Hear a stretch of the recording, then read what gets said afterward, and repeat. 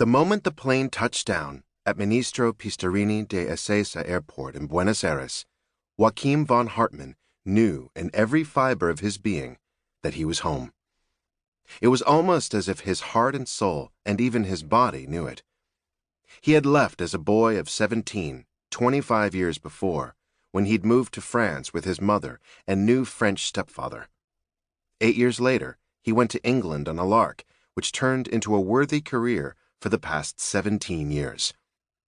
His roots were now firmly planted in Europe, but Joachim realized, as he breathed the air of Buenos Aires, that his heart had remained here. He had never fully cut the cord that bound him to Argentina. There was a magic to it that was still in his blood. This was a long-awaited pilgrimage to the place where he had been born. All his boyhood memories were here. And what he had been too young to remember, his mother had told him again and again as he grew up. He felt as though he had never left as he came off the plane, like an old childhood friendship or a great love.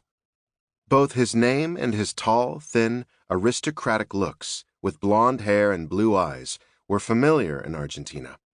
With the influx of Irish, English, and German immigrants over the years, Argentines with German and Anglo-Saxon surnames and looks were not unusual.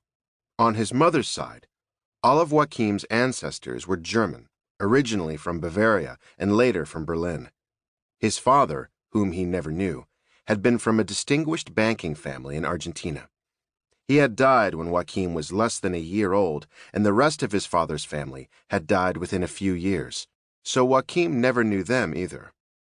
The mainstays of Joachim's life growing up had been his mother, Liese, and his identical twin brother, Javier.